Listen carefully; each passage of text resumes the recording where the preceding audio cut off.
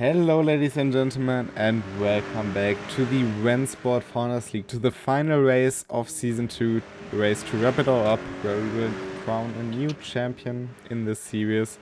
We are seeing new cars on the track as well, or to be more specific, one new car. And as usual, what stayed the same as throughout the season, I'm not alone because I am joined by Tim Ireland in the booth. Hey Lino, yeah, I'm still here, unlike the brand spanking new Aston Martin that you have on screen. Brand spanking new car, the same old driver, because this one is driven by Dominik Ladler here today. I think there are very few people who could be better chosen to show off a new car like that. Even though in the background we see his usual car, which is of course the Porsche 911 GT3R in the Founders colors.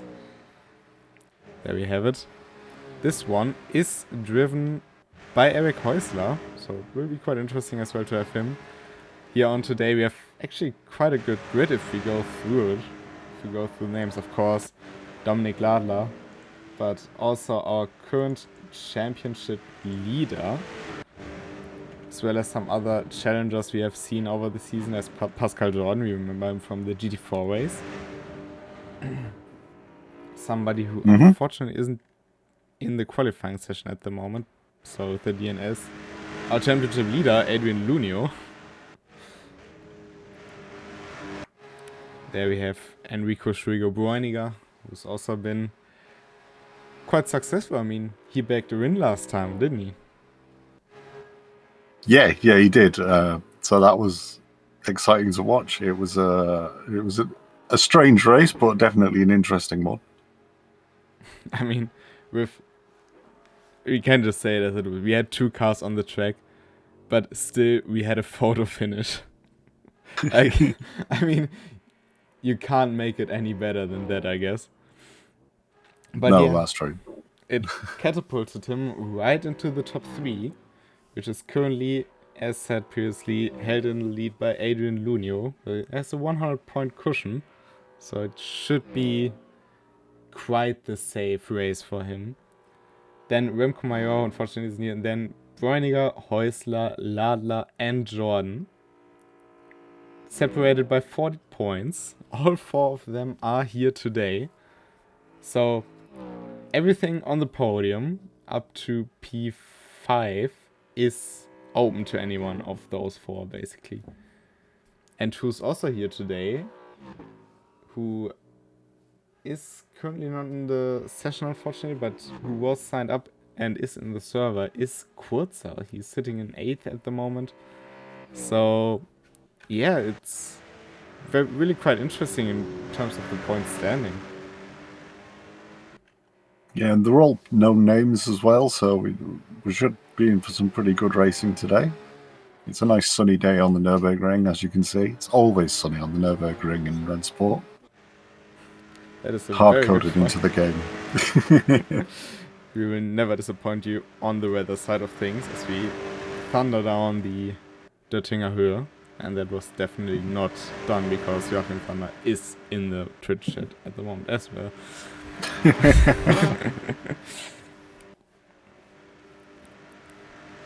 How was that one NASCAR game called many years ago? Days of Thunder? There was the film Days of Thunder. I thought, wasn't NASCAR called NASCAR Heat? No, those are the newer ones. The older ones. Okay. I think that was also.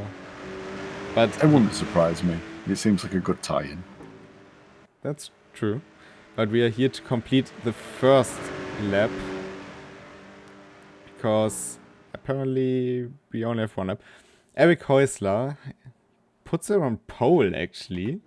Dominik Ladler in P2, Pascal Jordan in P3, only separate by 5/10 and 5/10 on the Nordschleife. That really isn't that much of a difference. No, that's a very small margin, isn't it, for this kind of distance? Yeah, I mean, you gotta think about the percentage, basically. How much are you behind another car? But yeah, I mean, that wraps up qualifying. Unfortunately, we only had half the drivers actually qualify for the race. But I'm sure it will still be very interesting on the race start, since Adrian Lunio is starting from a bit further down. And as far as I can see, 9 cars are lined up on the grid as well. Yeah, I think I can agree with you there. Doesn't look like Dennis Kurtzer is turning up, unfortunately, but we have got 9 cars lined up on the grid.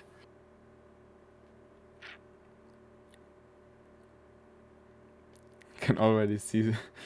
I mean, you on stream can't see it right now, but I'm already seeing a BMW being very active with the flasher. One in question being Enrico Schwigo Bruiniger. Actually, I had a fun talk with him yesterday in my stream. Well, had a good time. But yeah, we can hear the engines. Can hear the cars rolling out onto the grid formation. Porsche, Aston Martin, BMW and BMW on the top 4. Actually a good selection of liveries. We have 2 EWC liveries as well. We do have all 4 cars represented. Well, 5 cars now. Very much so. But again, a bit Porsche heavy. Thing that will never really go out. But we go racing for the final time here in Season 2. It's side by side between Dominik Ladler and... I'm just a bit confused by the standings, but of course it's Eric Häusler. And Jordan having a look down the middle of the two. Ladler going a bit wide. Oh, and Häusler losing the rear end coming out of turn 2, and that leaves him down the grid with Dominik Ladler in the lead in front of Pascal Jordan. Yeah, that's not the start he was looking for sure. Just a bit too much gas coming out of turn 2 there, and span around. Unfortunately, ended up perpendicular to the wall as well, which is possibly one of the worst situations you can be in. Meanwhile, oh, and Pascal Jordan also on. What exactly is happening here? Very atypical mistakes from these kind of drivers. Yeah, Pascal Jordan just touching the front of Dominik Ladler's Aston Martin there. Yeah, the Aston Martin obviously being a bit more of a sturdy beast, has shrugged it off, whereas the BMW went for a spin. I mean, all that kind of left Adrian Lunio now in 3rd. He started 9th. Yeah. And we are, 10 corners into the race? It was more of a dream start for Adrian Lunio than it was for Pascal Jordan, that's for sure. And